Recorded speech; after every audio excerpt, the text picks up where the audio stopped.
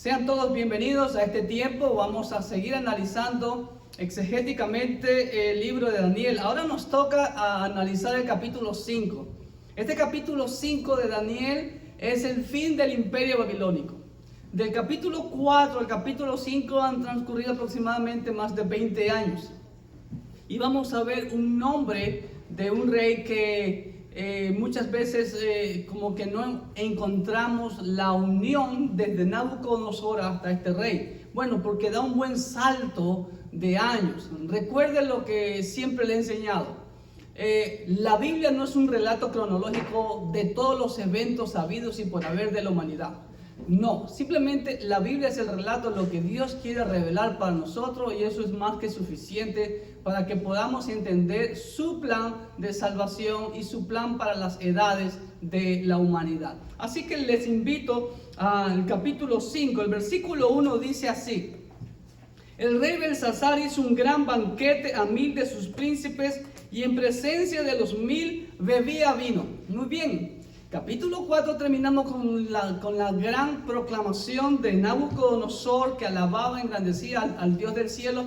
Pero en capítulo 5 vemos ya otro rey. ¿Qué pasó aquí? Entonces vamos a ver qué nos dice la historia. Y para poder estudiar también el libro de Daniel es necesario estudiar la historia de la humanidad. Como ustedes pueden ver ahí en ese listado están los reyes de Babilonia desde que empezó el neo imperio babilónico o el nuevo imperio babilónico, con el papá de Nabucodonosor, que fue Nabopolassar, ¿no? En el 626 a.C. vino Nabucodonosor, que gobernó del 605 al 562 a.C., bastantes añitos. Después vino Evil-Merodach, gobernó prácticamente solo 2 años. Y después de Evil-Merodach vino Nebuzaradán, que gobernó 4 años aproximadamente, y su hijo Labasi-Marduk gobernó unos pocos meses porque fue asesinado. Y después se levantó Nabónido, quien fue yerno de Nabucodonosor. Pero como ustedes ven, Nabónido y Belsasar dice corregente. Y si ven las fechas aquí en este listado, son las mismas fechas, porque Nabónido fue el padre de Belsasar. Pero Nabónido no le gustaba mucho estar en Babilonia, prefería los lugares apartados, y prácticamente quien gobernaba, el rey de facto, era su hijo Belsasar, era como corregente, ¿no? Hasta el 539, que de acuerdo a la historia universal, el imperio babilónico cayó por mano de los medos persas. Así que vamos a la hojita para ver ese punto número 1. Ahora, cuando Nabónico deja el cargo a su hijo Belsasar, ¿sí? Se dicen que no habían registros históricos sobre este rey Belsasar, excepto la Biblia.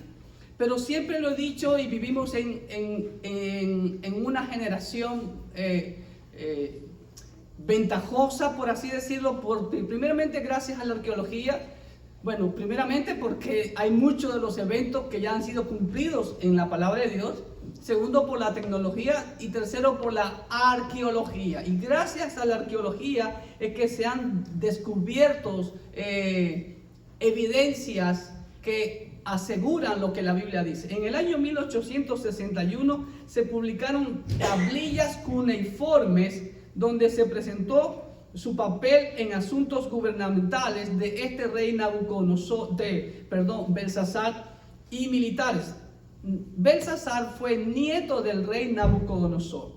20 años más tarde se publicó las crónicas de Nabónido, donde su nombre apareció, y finalmente fue en 1924, hace un siglo aproximadamente, se publicó otro texto cuneiforme llamado Relato en verso de Nabónido, donde no deja duda de su existencia y de la veracidad de la autoría del libro de Daniel en la Biblia. Los griegos, historiadores griegos como Heródoto y Xenofonte, confirman que Babilonia cayó mientras celebraban un banquete. Interesante.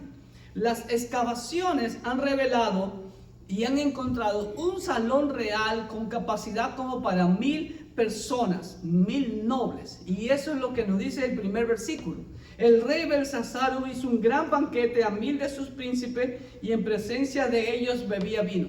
Ahora, vamos al punto número 1. Entonces ahí hay una ilustración, hay una película y tomé escenas de esa película. Ahí está el rey Belsasar dando una fiesta a todos sus príncipes.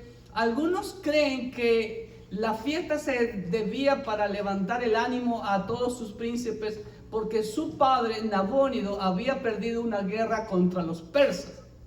Otros creen que era simplemente para que lo exaltaran, para que lo vanagloriaran, etcétera, etcétera. Sea cual sea el propósito de tal banquete, lo cierto que se realizó, y en esa noche de ese banquete Babilonia cae en manos de los medos persas. Nabucodonosor muere en el año 562 a.C.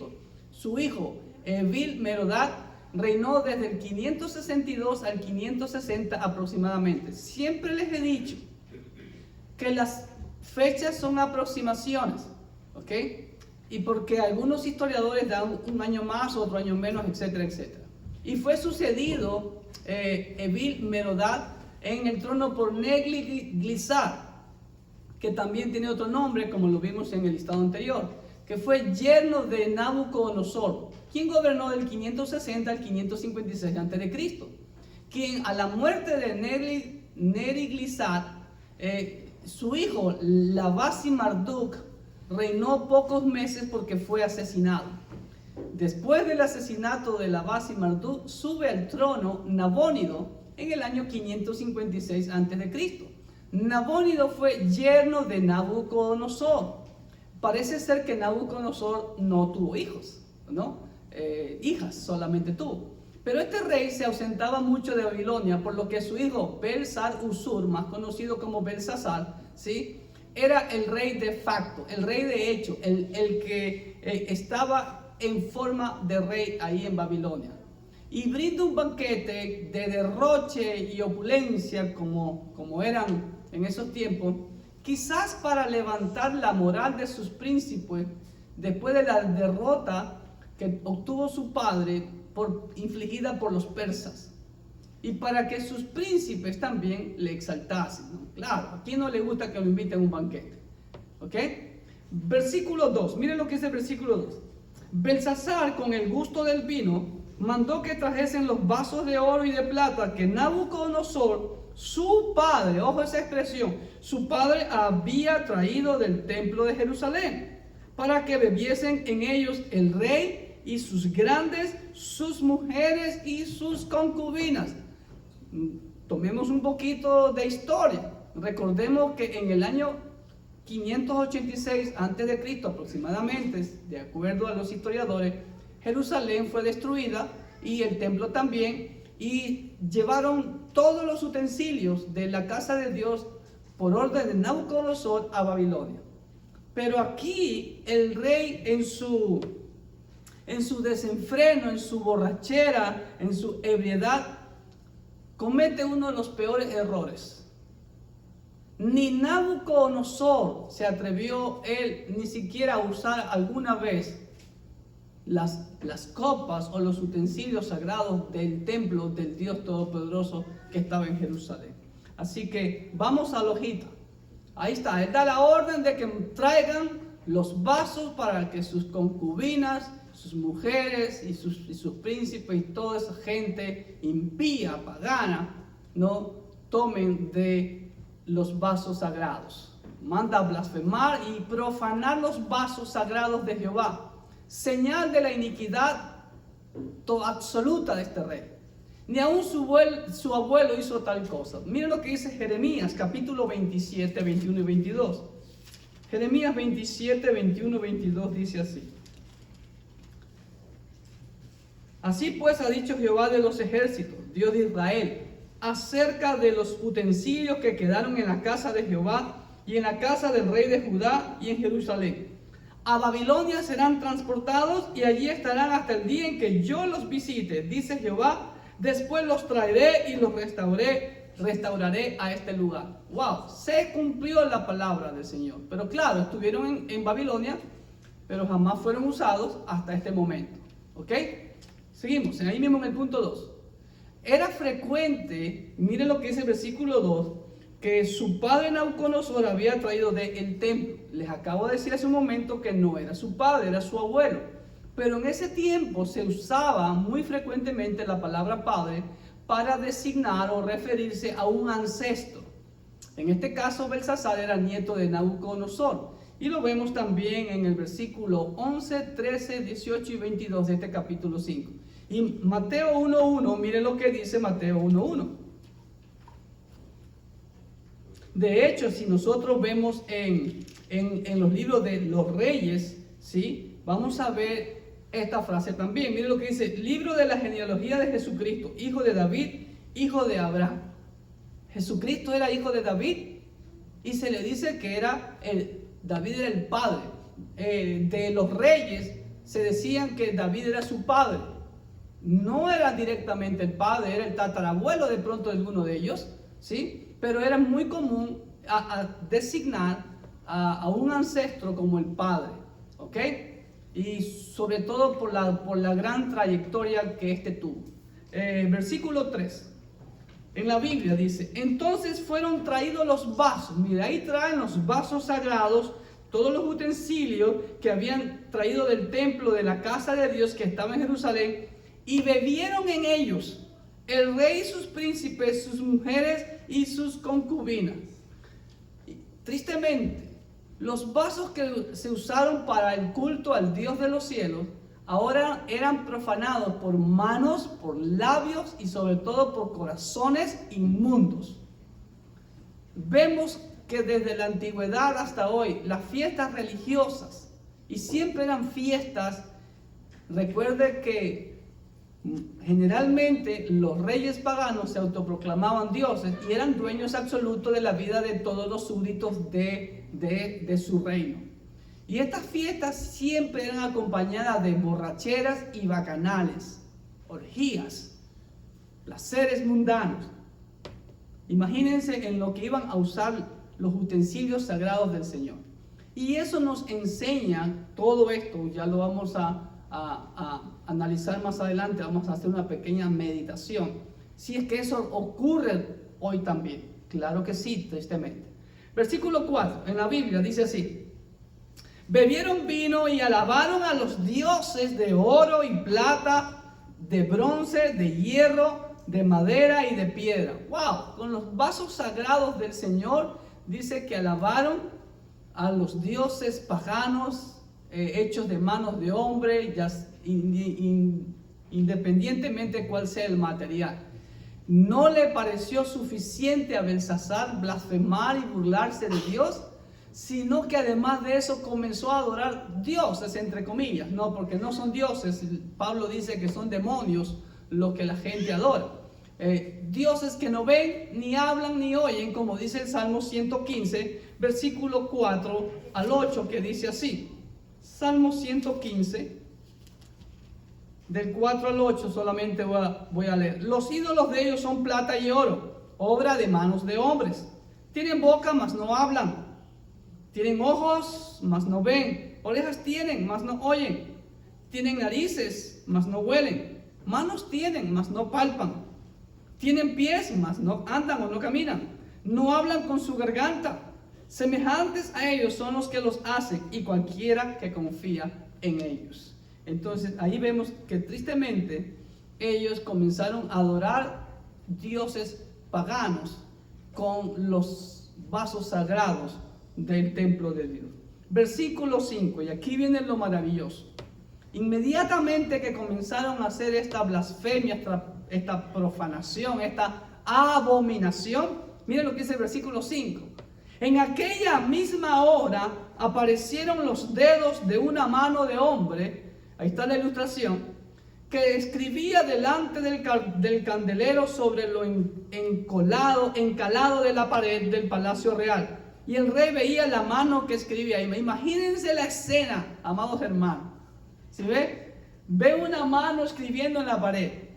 de acuerdo a la arqueología, el salón real que encontraron, grande como para 1000 personas, dice que es lo que exactamente dice aquí el versículo, que era una pared encalada de yeso. Entonces ahí comienza el dedo de Dios a escribir, ¿no?, esta frase, ¿ok? Que algunos dicen que fue en arameo. Yo discrepo si fue en arameo, porque si hubiera sido en arameo, el rey hubiera podido leer la escritura, ¿ok? Para mí que fue hebreo, como está aquí. Mene, mene, tekel, uparsin, ¿ok? Pero, ¿qué nos enseña esto? En aquella misma hora, Dios detiene tal abominación. Dios no iba a permitir que sus utensilios sagrados los profanen de esa manera, ¿ok? Cuando empezaban a beber en sus vasos sagrados. Vamos a la hojita. En aquella misma hora, cuando empezaban a beber con los vasos sagrados y alabar a estos ídolos, el Dios de los cielos intervino judicialmente para poner, ahí está escribiendo el juicio y la sentencia contra el rey Belsasar y contra sus príncipes y su imperio. Poner fin a la blasfemia del rey y sus príncipes, quienes experimentarían el poder del soberano del universo, quien escribió la sentencia de ellos en la pared con su propio dedo. Allá en Primera de Reyes capítulo 13, versículos del 1 al 5, vemos la historia de el primer rey del reino del norte, Jeroboam, que cometió también un horror.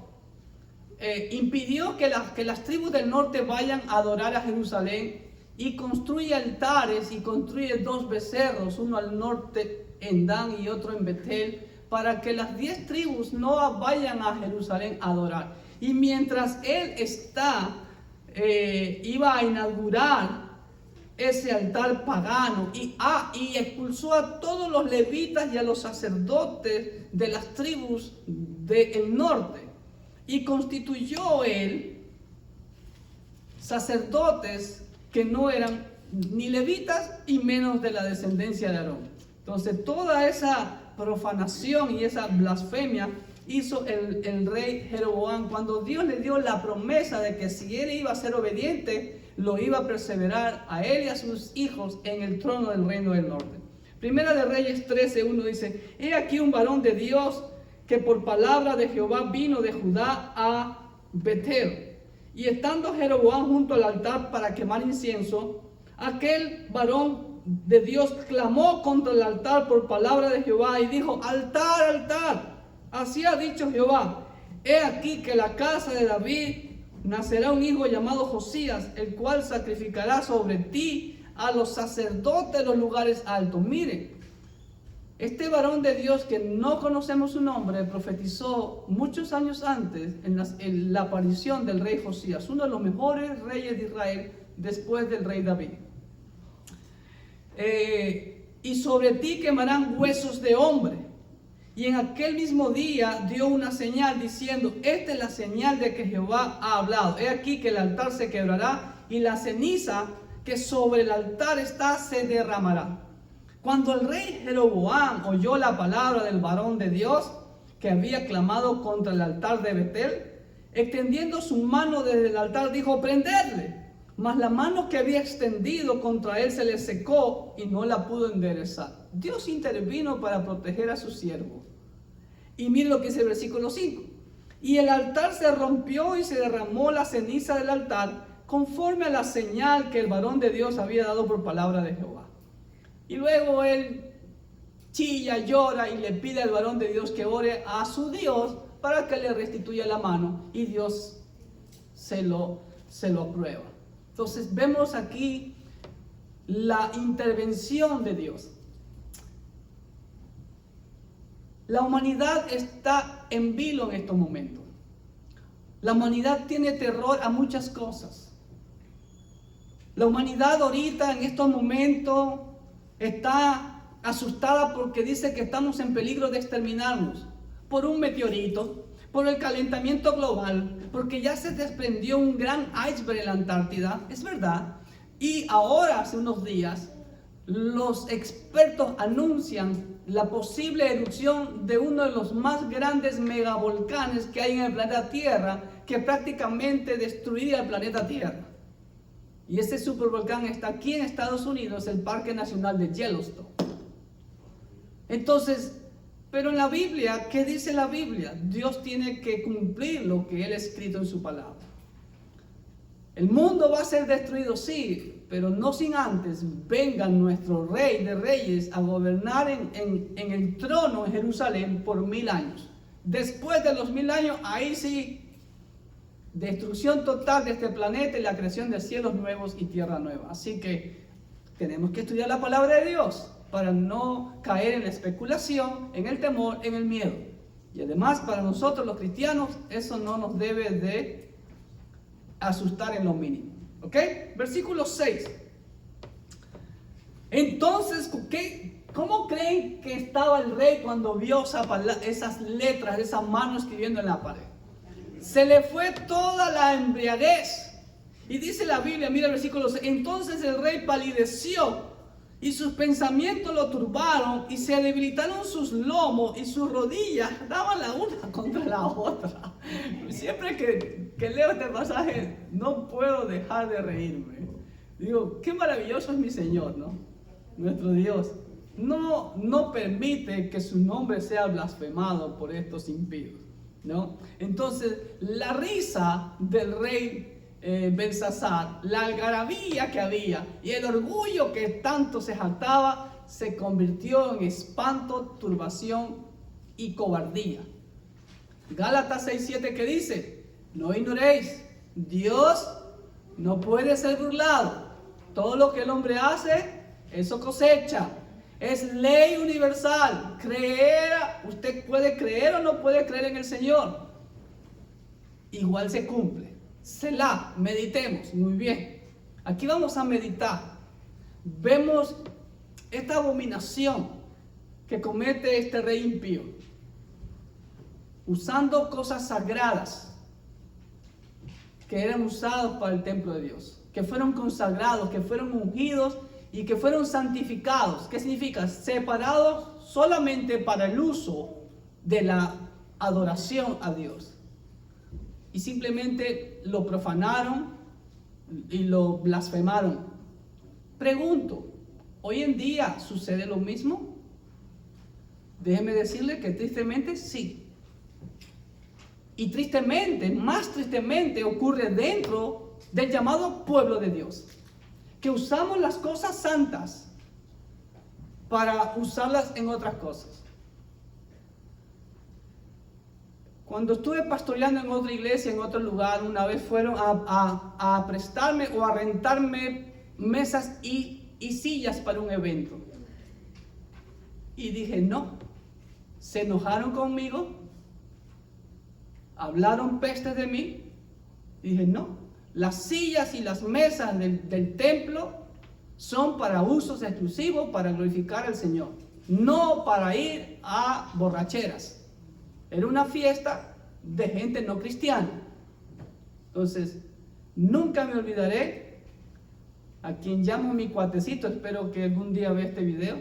Herbert, un muchacho que llegó a nuestro templo, un muchacho consagrado al Señor, sabía todos los instrumentos de música.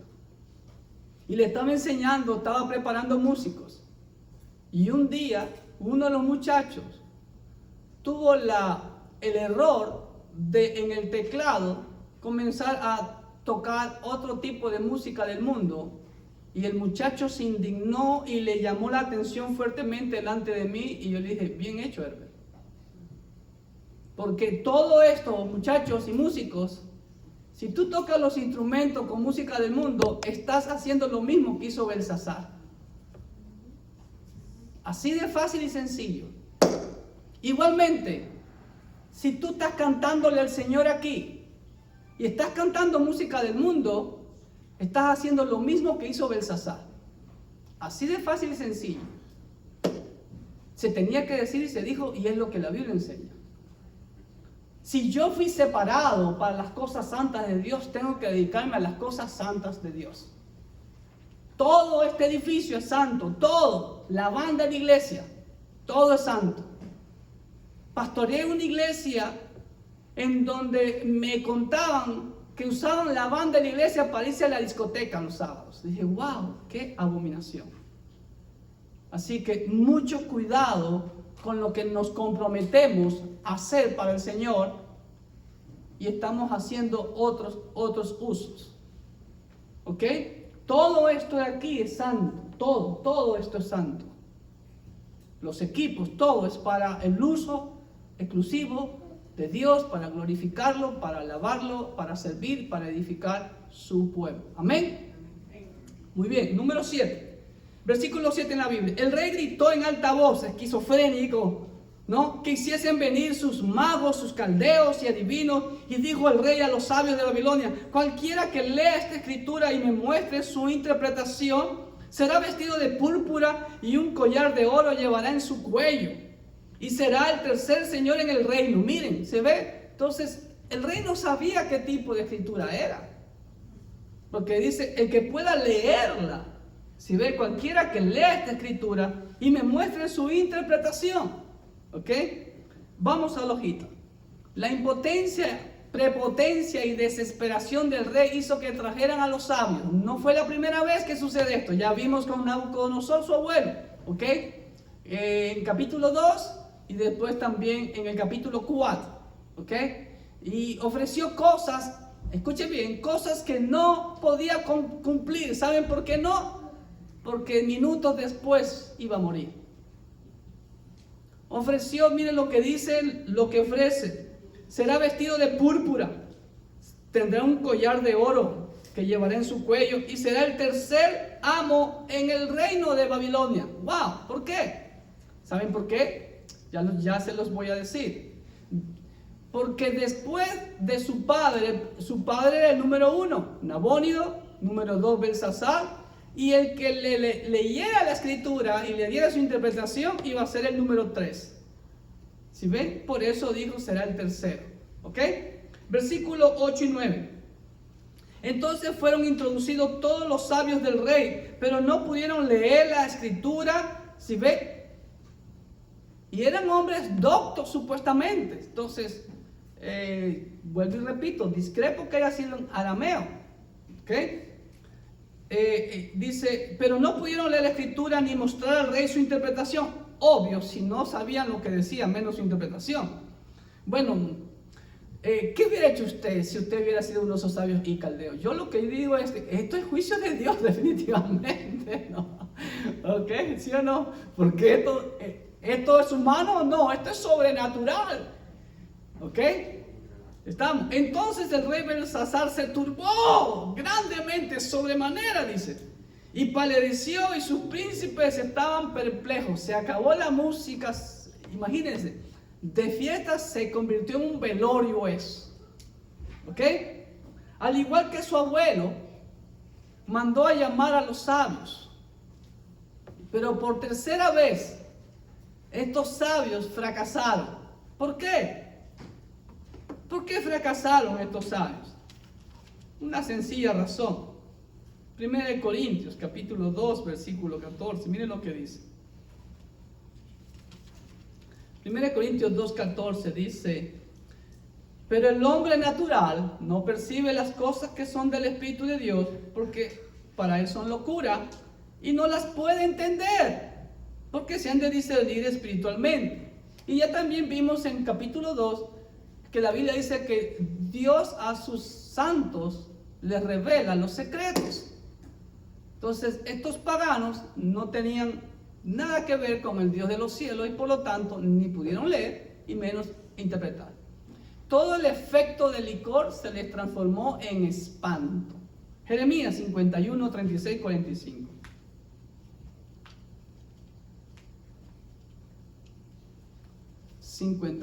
Del 36 al 45 dice así: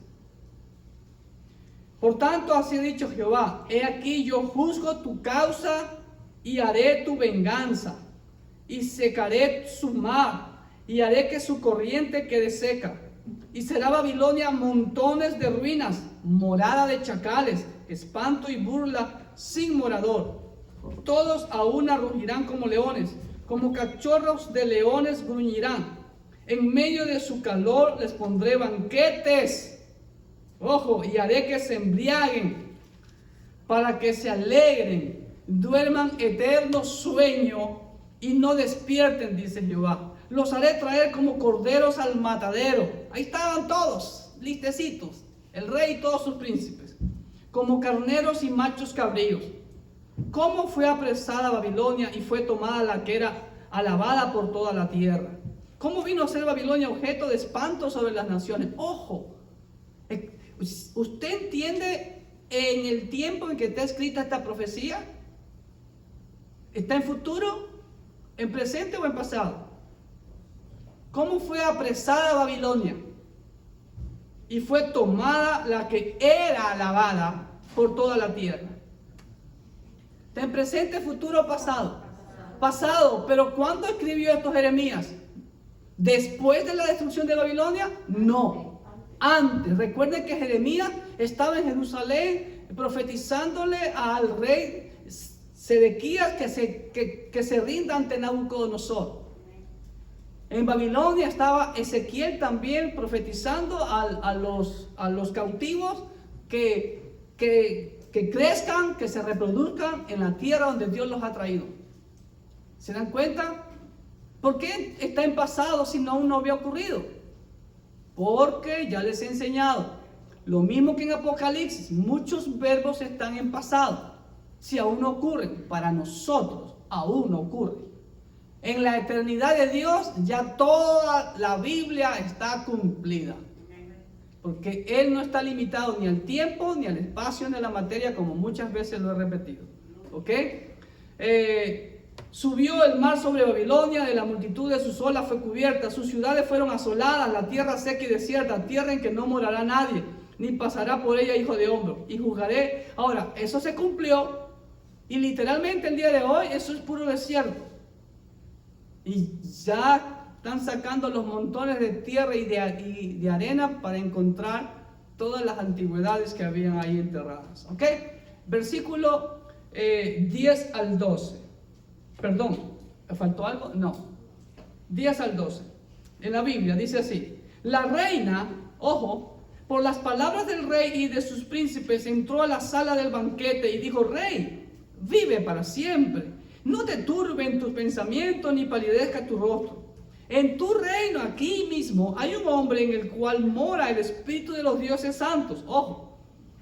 Y en los días de tu padre se halló en él luz e inteligencia y sabiduría, como sabiduría de los dioses, al que el rey Nabucodonosor, tu padre, oh rey, constituyó jefe sobre todos los magos, astrólogos, caldeos y adivinos.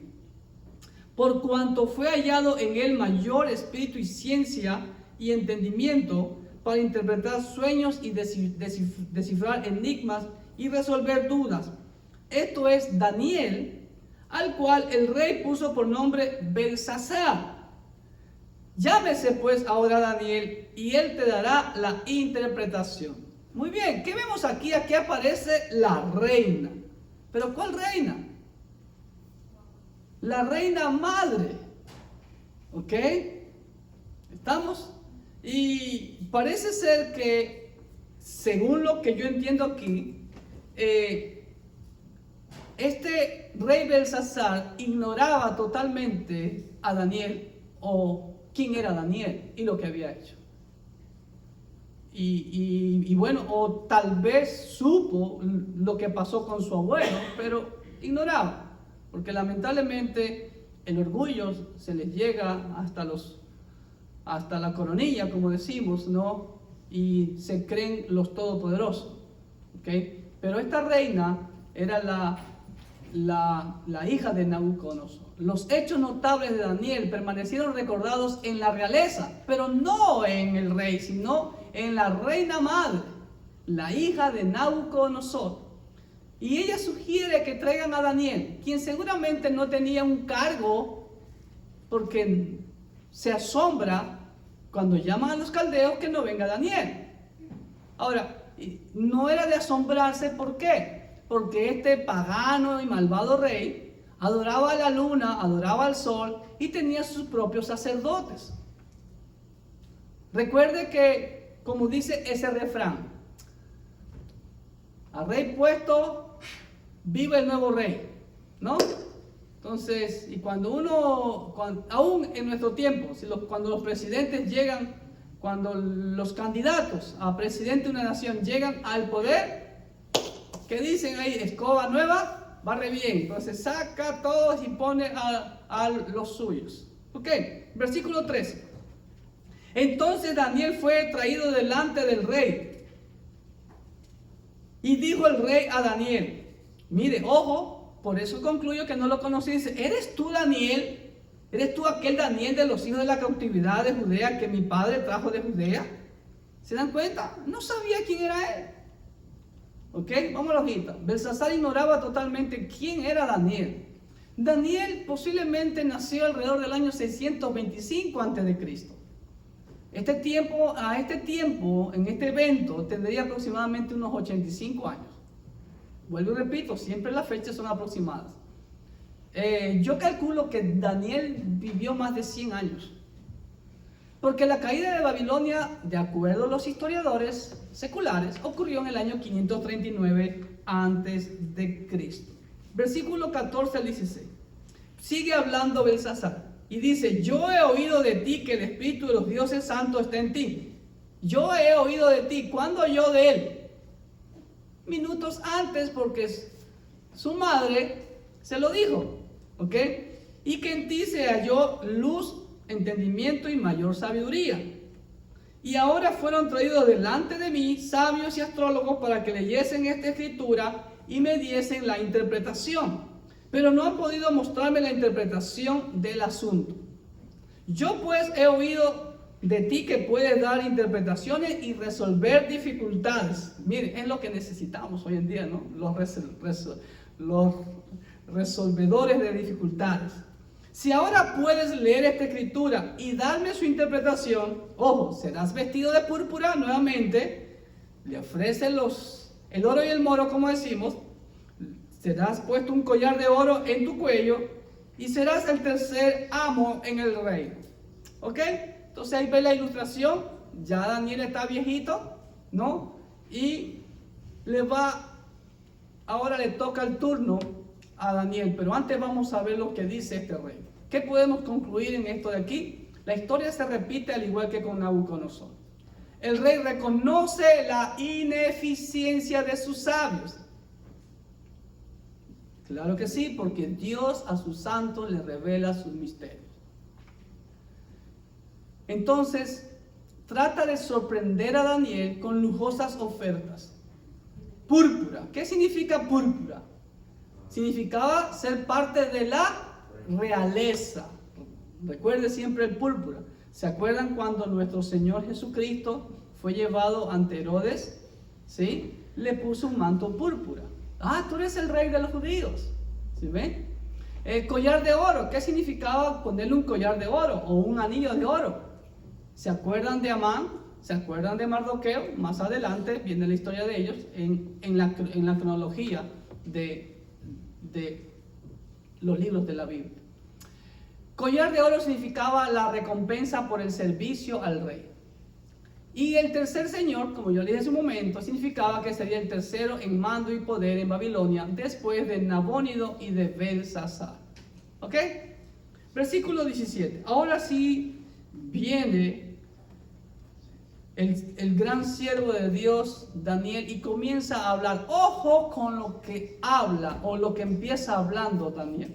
Versículo 17 dice, entonces Daniel respondió y dijo, delante del rey, tus dones sean para ti y da tus recompensas a otros.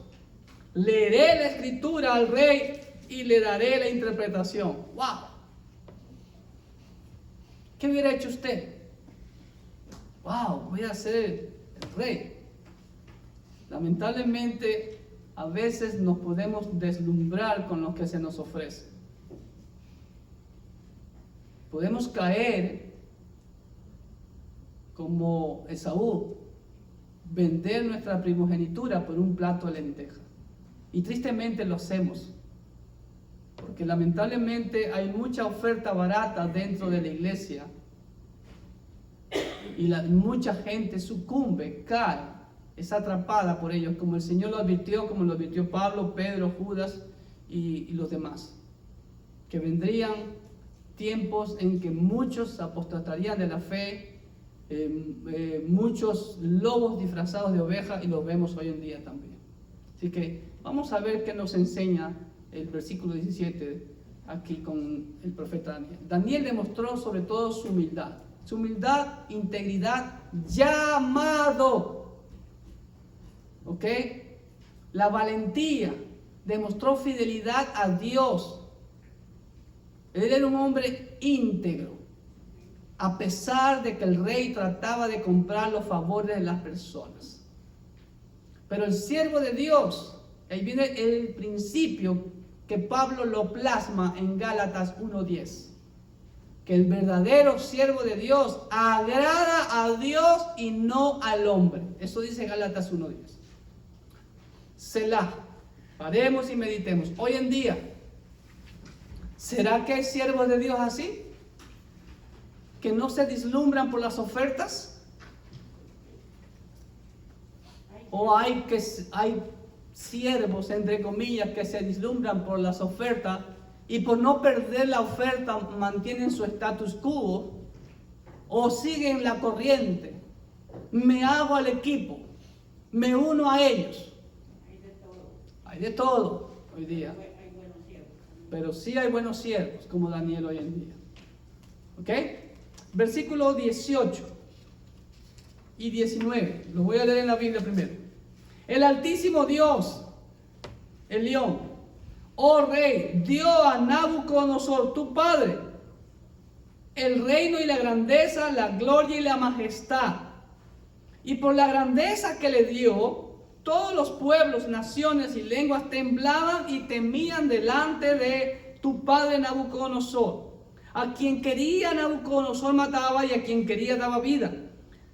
Engrandecía a quien quería y a quien quería humillaba. Ahora, vemos que, ¿qué está haciendo Daniel aquí? Todavía ni siquiera lee la escritura y todavía no da la interpretación. Pero aquí vemos lo que todo siervo de Dios debe de hacer. ¿Sí? 19. Daniel, antes de darle la interpretación, comienza exaltando y reconociendo la grandeza del más alto de los dioses, entre comillas, que no los hay, ¿sí? Que es el león, el Altísimo. Le hace ver que el soberano del universo, ojo, él fue el que le dio el poderío y la grandeza a su abuelo Nabucodonosor. Le deja bien clarito, como decimos acá, se lo grafica con manzanitas y con peritas, que toda la grandeza que su abuelo llegó a tener no fue por su fuerza, sino fue por la voluntad del soberano que reina el universo. Como él mismo, su propio abuelo, declaró en 4:35, en donde ya hemos visto que es el versículo clave del libro de Daniel, que dice así: todos los habitantes de la tierra son considerados como nada. Y Él, Dios el Altísimo, hace según su voluntad en el ejército del cielo y en los habitantes de la tierra. Y no hay quien detenga su mano y le diga: ¿qué haces, Dios? ¿Sí ve? Pero tristemente, este hombre no aprendió de su abuelo. Su abuelo tuvo que ser quebrantado, ya vimos eso en el capítulo 4, estuvo 7 años viviendo como un animal, comiendo hierba del campo. Versículo 20-21.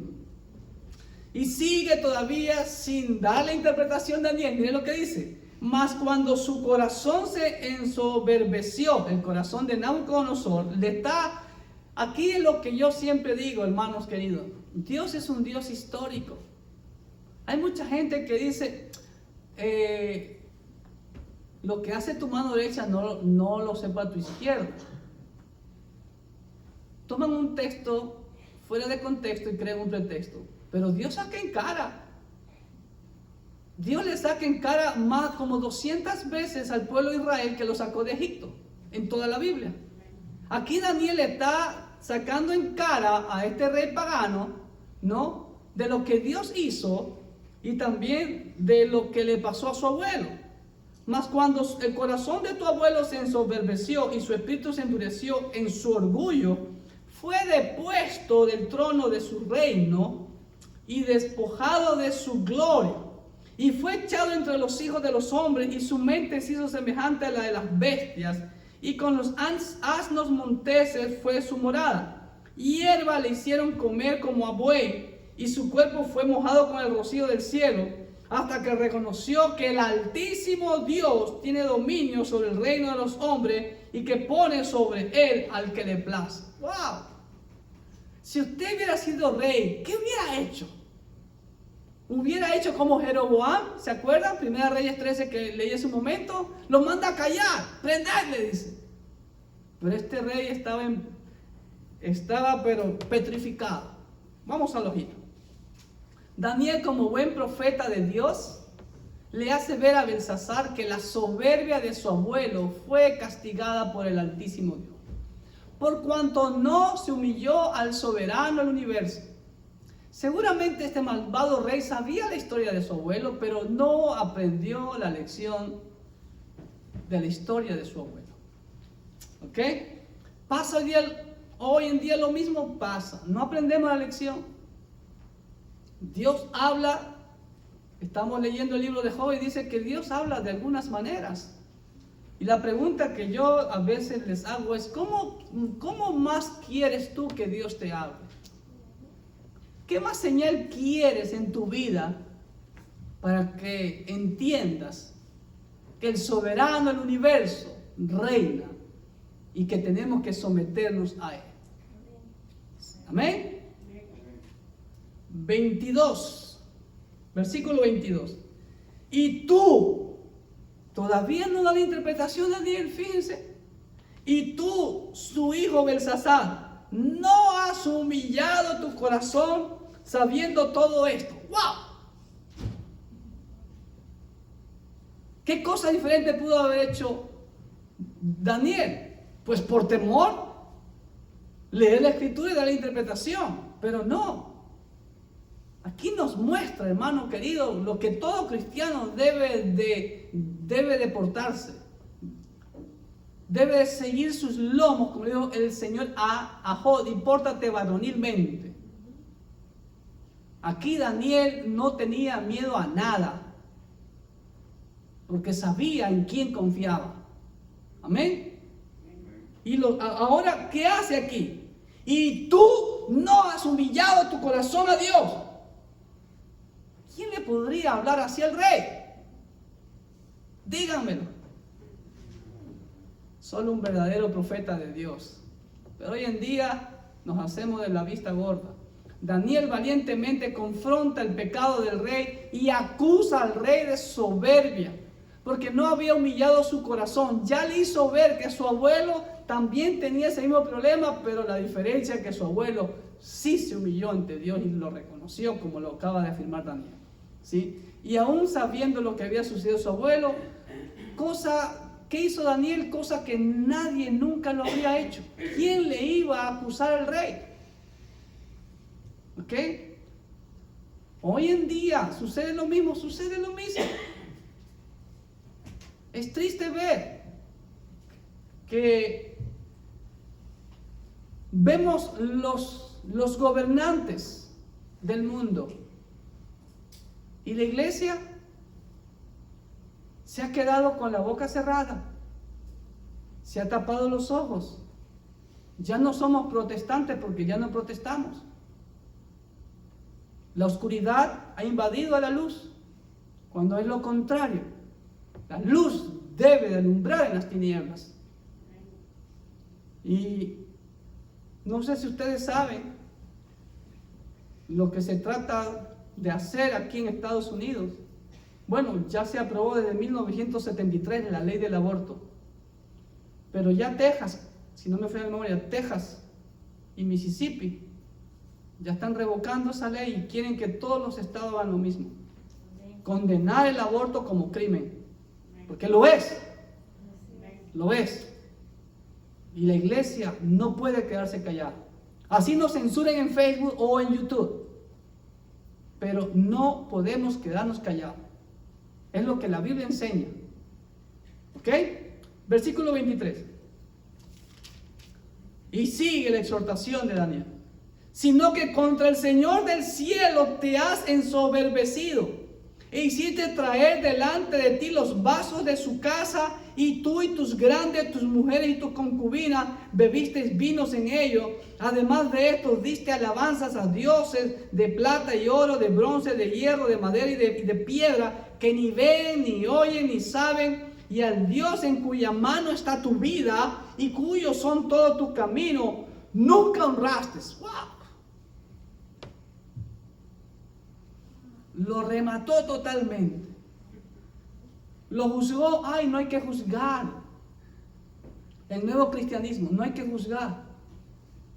Ese es el nuevo cristianismo. ¿Ah? Somos alcahuete a veces. Daniel hace saber a Belsasar que lo que le estaba ocurriendo era por la soberbia, por la profanación, por la blasfemia, por la idolatría y la deshonra al Dios del cielo. Le dice todos los pecados que estaba cometiendo ahí enfrente de su cara, públicamente, delante de todos sus príncipes y sus mujeres y sus mujercillas. Porque en lugar de adorar al Dios en cuya mano estaba su vida y todos sus caminos, había honrado a dioses que ni ven, ni oyen, ni saben. Y hoy en día, hermanos queridos, ¿hacemos lo mismo o no hacemos lo mismo dentro de la iglesia? Traemos costumbres paganas dentro de la iglesia. Costumbres que no están en la Biblia. Celebramos fiestas que no están en la Biblia. ¿Ok? Hay que volver a la Biblia. Por eso el Señor dice en Isaías 5:13 y Oseas 4:6, si no me falla la memoria, mi pueblo fue destruido porque le faltó conocimiento. ¿Conocimiento de qué? De la palabra de Dios. Y esa es la característica en estos tiempos. No lo digo yo, lo dijo el gran teólogo John Stott, que ya está en la presencia del Señor. Lo dice el doctor MacArthur. Y Charles Spurgeon lo dijo hace 200 años. Hay una tremenda ignorancia bíblica dentro de la iglesia. Y por eso estamos como estamos. Estamos en la apostasía, por eso. Versículo 24-25 en la Biblia. Entonces de su presencia fue enviada la mano que trazó esta escritura. Daniel le hace ver que esa escritura viene de la mano de Dios. Ese Dios que tú has blasfemado, ese Dios que tú has profanado, ese Dios al cual tú has deshonrado, te manda es la sentencia, la condenación para ti. Versículo 25. Ahora te voy a leer la escritura, por fin te voy a leer la escritura. La escritura dice ahí, Mene, Mene, Tekel, Uparsin. ¿Ok? Vamos, hagamos un alto ahí. La escritura fue un acto divino y Daniel complace al rey, primeramente leyéndole la escritura. Ok, tú quieres que te la lea y dice, Mene, Mene, Tekel, Uparsin, que fue el acta de juicio y condenación sobre el rey y el imperio babilónico. Ahora bien, ¿qué significa Mene, Mene, Tekel, Uparsin? Ok, entonces vamos al versículo 26 al 28. Ahora viene la interpretación. Ok,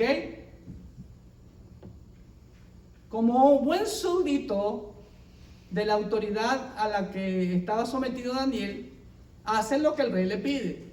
Quiero que me leas y me dé la interpretación. Ya se lo leyó, ahora va la interpretación. Dice el 26. Esta es la interpretación del asunto.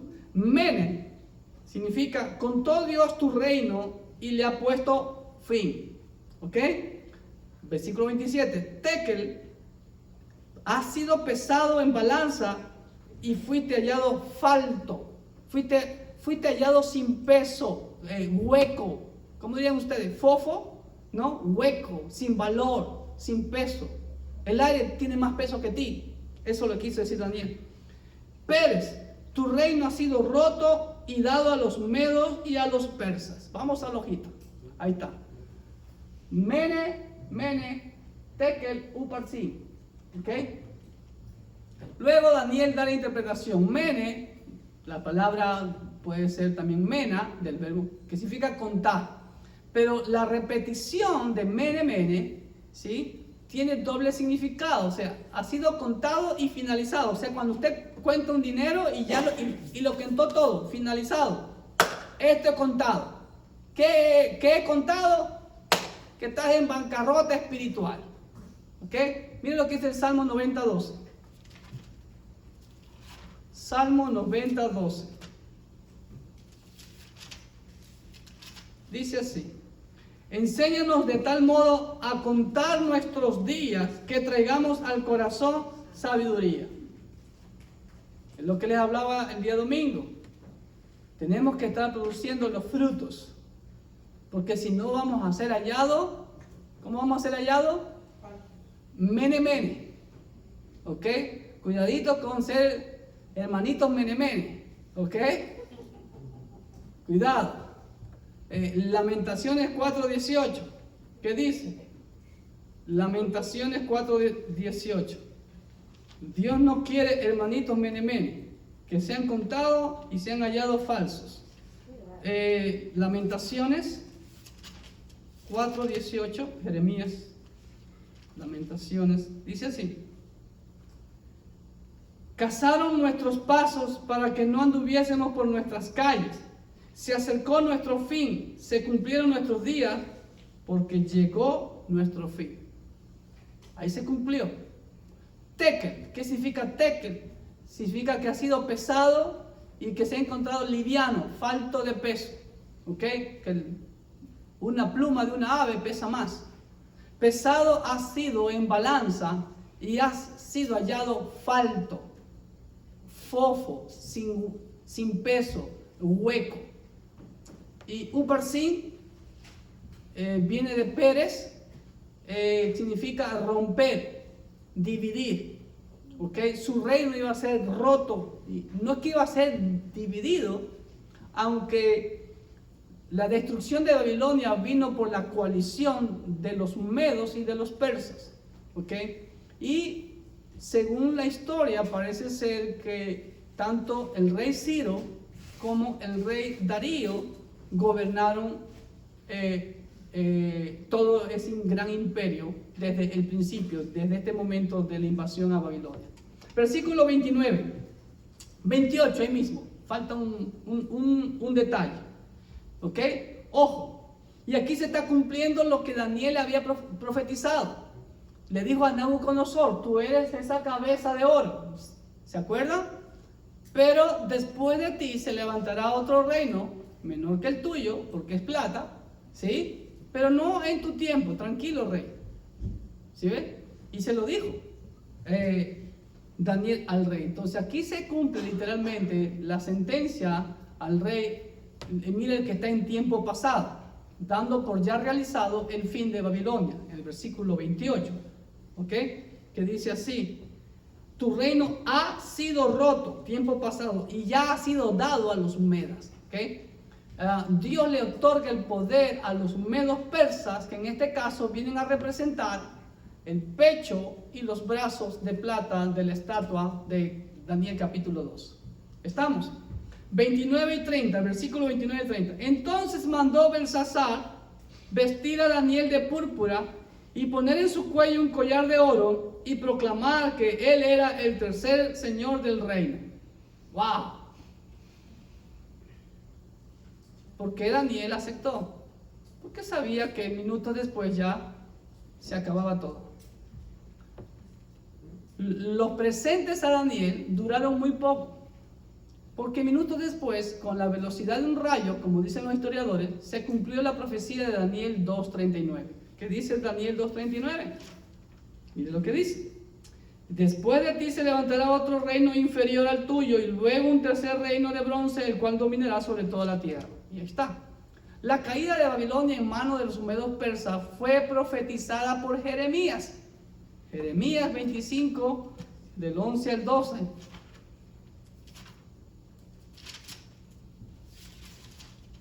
Jeremías 25, 11 y 12 dice así: toda esta tierra será puesta en ruinas y en espanto, y servirán estas naciones al rey de Babilonia 70 años.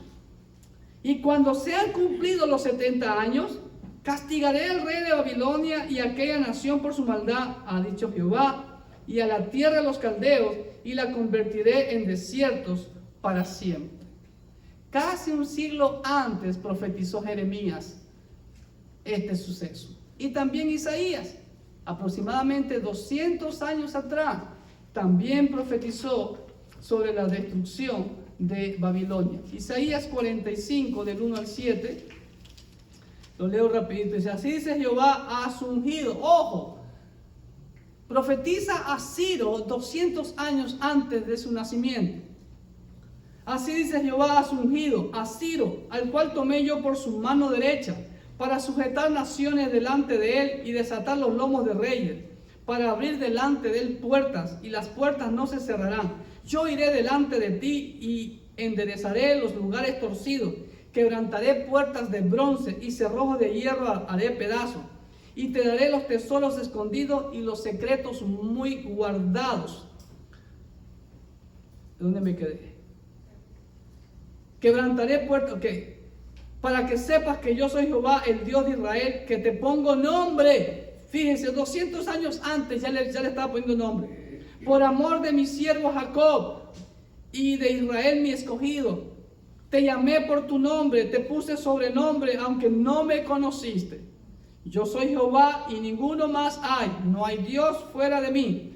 Yo te ceñiré, aunque tú no me conociste, para que se sepa desde el nacimiento del sol y hasta donde se pone, que no hay más que yo Jehová y ninguno más que yo, que formo la luz y creo las tinieblas, que hago la paz y creo la adversidad. Yo Jehová soy el que hago todo esto. ¡Wow!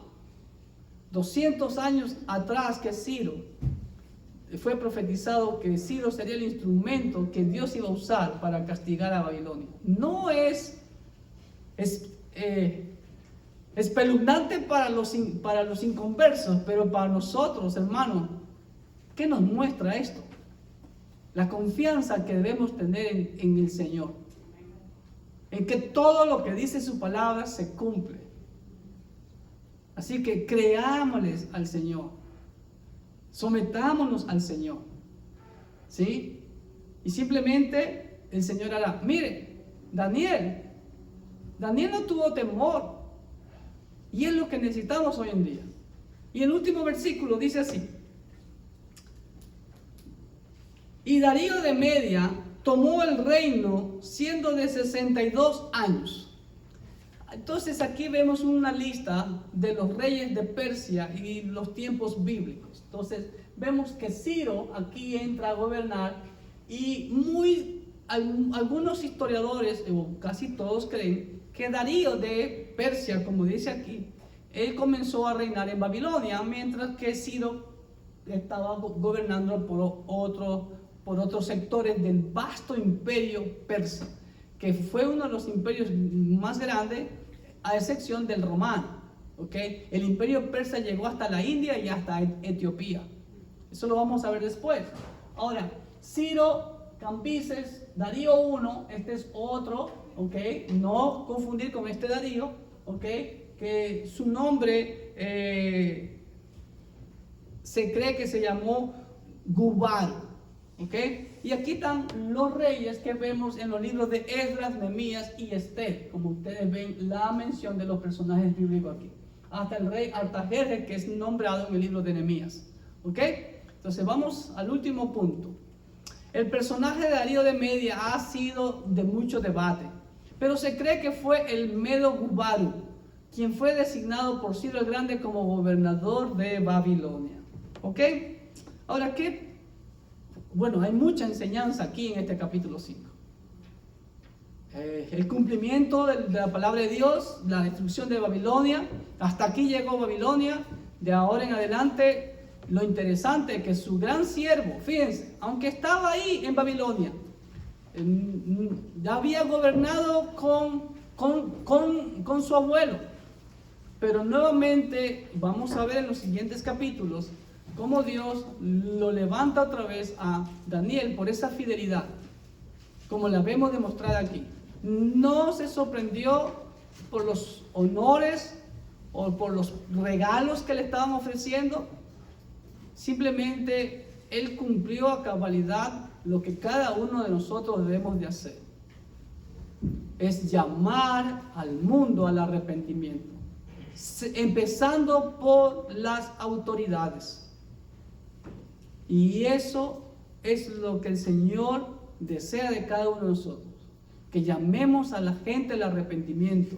El apóstol Pablo, para concluir, dice así, porque esto es bueno, primera de Timoteo 2, versículos 3, 4 y 5, porque esto es bueno y agradable delante de Dios nuestro Salvador, el cual quiere que todos los hombres sean salvos y vengan al conocimiento de la verdad.